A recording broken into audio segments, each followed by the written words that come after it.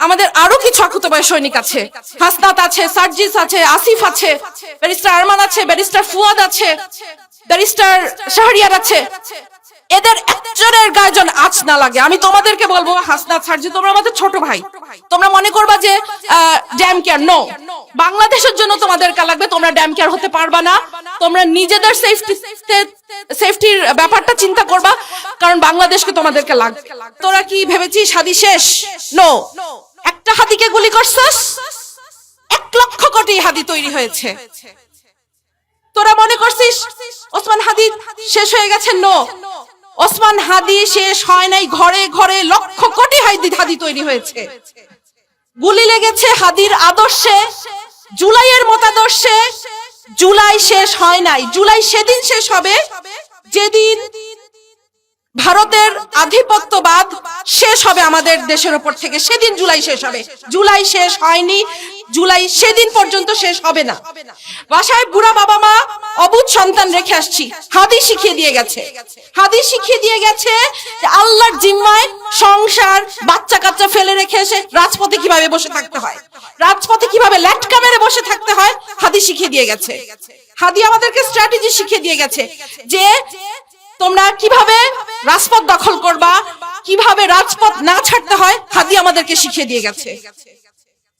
৭১-এর ১৬ই ডিসেম্বর আমরা বিজয় দিবস পালন করি। আজকে মনে হচ্ছে আমাদের বিজয় আসে নাই। আমাদের বিজয় সেই দিন আসবে যেই দিন আরোরা আমাদের কাছে আত্মসমর্পণ করবে, যেদিন ইন্ডিয়া আত্মসমর্পণ করবে, সেদিন আমাদের বিজয় আসবে। ততদিন পর্যন্ত আমাদের বিজয়ের জন্য আমরা লড়ে যেতে থাকবো, আমাদের জুলাই চলতে থাকবে। সরকারের কাছে আবেদন, এই গ্রামে গঞ্জে শহরে সবখানে 15 থেকে 45 বিবেচনা ক্রমে 50 পর্যন্ত মানুষদেরকে সামরিক ট্রেনিং দিতে থাকো, কারণ যেই 100 আততায়ী ঢুকেছে বর্ডার দিয়ে, এই 100 আততায়ীকে আমাদেরকে মোকাবেলা করতে হবে। সেই আততায়ীদেরকে মোকাবেলা করার জন্য যে শকুন থাবা উঁচিয়ে রেখেছে চারিদিক থেকে ইন্ডিয়া, সেই ইন্ডিয়াকে আমাদেরকে মোকাবেলা করার জন্য আমাদেরকে ঘরে ঘরে মা বোন ছেলে মেয়ে নির্বিশেষে ট্রেনিং দিতে হবে, কারণ আমাদেরকে এদেরকে মোকাবেলা করতে হবে।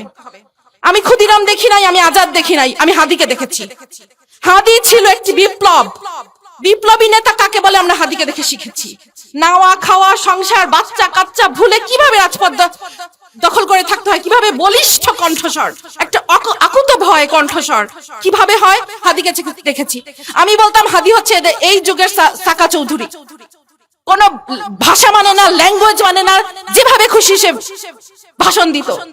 এখন তোদের বলতেছি যারা মেরেছিস, এখন কি মেয়ে মানুষের মুখ থেকে তোদের গালি শুনতে হবে? নে খা, দিব এখন তোদেরকে গালি। হাদি শিখে দিয়ে গেছে গালি কিভাবে দিতে হয়। পলিশড স্পিচ দিয়ে বিপ্লব হয় না, তোদের গালি দিয়ে তোদেরকে বন্ধ করতে হবে।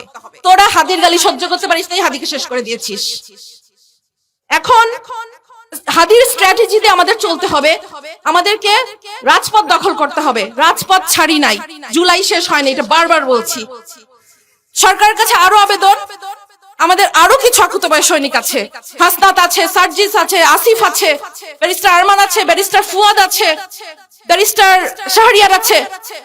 এদের একজনের গায়ে যেন আঁচ না লাগে। আমি তোমাদেরকে বলবো, হাসনাত, সার্জি, তোমরা আমাদের ছোট ভাই, তোমরা মনে করবা যে ড্যাম কেয়ার। নো, বাংলাদেশের জন্য তোমাদেরকে লাগবে, তোমরা ড্যাম কেয়ার হতে পারবা না।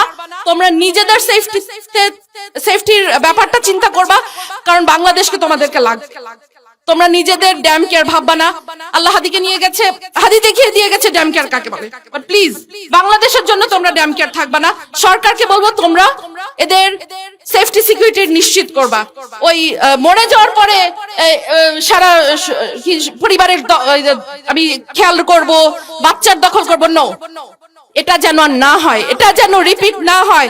সাদিক কায়েমের কথা বিশেষ করে বলবো, কারণ শিবির তো তোমাদের চোখের শুল, বাট সাদিক খান যেটা করে যাচ্ছে তোমরা বাকি অনেকেই সেটা করতে পারছো না। আমি সেটাই বলবো যে এই বিপ্লবীদের গায়ে যেন আঁচ না লাগে। যত শত আততায়ী ঢুকেছে এদেরকে এখনই বের করে শেষ করো। একটা আততায়ী যেন তার গুলি উঁচু করতে ধরে না পারে। সবাইকে ধন্যবাদ। আমাদের হাদি ভাইয়ের খুনের বিচার চাওয়ার জন্য আমরা বহুবার দাঁড়িয়েছিলাম রাজপথে। সেই আবরার ফাহাদ তারপর আমাদের 2000 শহীদ জুলাই মাসে, আমাদের বুকের রক্তের ক্ষত এখনো আছে, দাগ এখনো শুকায়নি। আমরা বারবার কেন দাঁড়াবো? এই রাষ্ট্র আমাদের নিরাপত্তা দিতে ব্যর্থ হয়েছিল গত 17 বছর। তারপর আমরা নতুন করে স্বপ্ন দেখেছিলাম যে এইবার আমরা একটু বিচার পাবো, একটু শান্তি পাবো, কিন্তু দুমুঠো শান্তির দেখা আজও আমরা পেলাম না। কেন?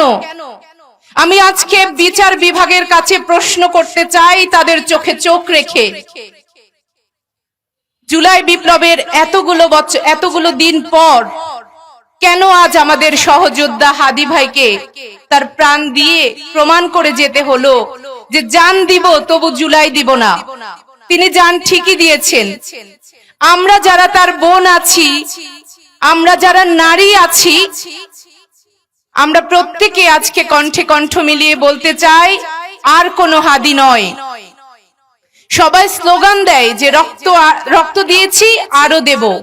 আমি এই স্লোগানটাকে আজকে থেকে বলতে চাই, রক্ত দিয়েছি আর দেব না, এবার শুধু রক্ত নেব। এতদিন পর্যন্ত প্রতিশোধ আমাদের হৃদয়ে কম আসতো, কিন্তু যখন দেখেছি আমাদের 2000 ভাই বোন যখন প্রাণ দিয়েছিল, তাদের একটা বিচারও করতে পারেনি এই ইন্টারিম, এই বিচার বিভাগ, আমরা তখন ব্যর্থ হয়েছি। আমরা তখন বলছি যে রক্ত আমরাই নেব। হাদী ভাই আমাদেরকে শিখিয়ে দিয়ে গেছেন যে কিভাবে নিজের প্রাণ দিয়ে প্রমাণ করতে হবে যে আমরা কারো আধিপত্য সহ্য করব না। হাদী ভাই তার কবিতায় লিখেছিলেন, আমি গতকাল তার একটি কবিতা আবৃত্তি করতে গিয়ে আমার বারবার বিশ্বাস হচ্ছিল না যে জলজ্যান্ত একটা মানুষ যে প্রত্যেক দিন টকশোতে কথা বলতো, যে তার মৃত্যুটাকে একটা ইনসাফের মৃত্যু নিয়ে তার রবের কাছে দাঁড়াতে চাইতো, সে মানুষটা আজকে আর আমাদের মাঝে নেই। এটা মেনে নিতে সত্যি আমাদের কষ্ট হচ্ছে। যতবারই কষ্ট হচ্ছে তখনই পবিত্র কোরআনের সূরা ইমরানের সে আয়াতটা আমাদের মনে আসছে যে কুল্লু নাফসিন যায়কাতুল মাউত, প্রত্যেকটা প্রাণীকে মৃত্যুর স্বাদ গ্রহণ করতে হবে। কিন্তু সেই মৃত্যুটা যদি হয় শহীদি মৃত্যু, শাহাদাতের মৃত্যু, তবে সেটা কতই না সুন্দর, কতই না মধুর। হাদী ভাই তার একটি কবিতায় লিখেছিলেন, আমি তার কয়েকটি লাইন বলতে চাই। হে সীমান্তের শকুন, এক্ষুনি ছিঁড়ে খাও আমাকে। হে আটলান্টিকের ঈগল, শিগগির খুবলে খাও আমাকে। হে বৈকালে হ্রদের বাজ, আছড়ে কামড়ে ছিন্ন ভিন্ন করো আমাকে। আমার রক্ত রসে শুধু আজ অসহায়ত্ব আর অভাব। কাগজের কামলারা তাকে আদর করে নাম দিয়েছে মুদ্রাস্ফীতি। ঋণের চাপে নীল হয়ে যাচ্ছে আমার অনুচক্রিকা। সংসার চালাতে অন্তরে হয় ইন্টারনাল ব্লিডিং। কি আশ্চর্য, তবু আমি মরছি না। ওইদিকে দোজখের ভয়ে আত্মহত্যা করবার সাহসটুকু পাচ্ছি না। খোদাকে বললাম আমি মরতে চাই। তিনি বললেন, বেঁচে আছো কে বলল? সহজ সাধ্য উন্নয়নের সাক্ষী হিসাবে রাজা তোমাকে মমি করে রেখেছেন। বাজারে দীর্ঘশ্বাস ফেললে নাকি রাজ্যের ভীষণ বদনাম হয়। রাজারও মন খারাপ হয় খুব। হাদী ভাই তার এই কবিতার শেষ লাইনটি লিখেছিলেন যে দল বেঁধে হামলে পড়ো আমার বুকে, আমার রান থান চক্ষু কলিজা আজ সব তোমাদের গনিমতের মাল। দেশি শুয়ার খুবলে খাওয়ার আগেই আমার ইচ্ছে মতো ছিঁড়ে খাও তোমরা, কিন্তু দোহাই তোমার মস্তিষ্কটা খেও না, তাহলে শীঘ্রই দাস হয়ে যাবে তোমরা। খুনিরা হাদী ভাইয়ের দাস হয়ে গিয়েছে, কারণ তারা গুলিটা করেছিল হাদী ভাইয়ের মাথায়। তারা আজন্ম দাস হয়ে থাকবে। কিন্তু আমরা যারা জীবিত আছি, আল্লাহর কসম করে বলছি, আমরা হাদী ভাইয়ের আদর্শকে আমাদের বুকে ধারণ করব, লালন করব। যারা বারবার আধিপত্যের কথা বলে আমাদের দেশকে অস্থিতিশীল করতে চায়, আমরা তাদের দাঁত ভাঙা জবাব দিব। আমাদের জীবন যদি চলেও যায়, আমরা সে ভয় আর করব না, কারণ হাদী ভাই, আবরার ফাহাদ এবং 2000 শহীদ আমাদেরকে শিখিয়ে দিয়ে গেছেন আমরা আর থেমে থাকলে চলবে না। আজকে এখানে যারা এই উদ্যোগটা নিয়েছেন, সম্মিলিত নারী প্রয়াসকে আমি আমার বিশেষ কৃতজ্ঞতা এবং ধন্যবাদ জানিয়ে আমার বক্তব্য শেষ করছি। অনেক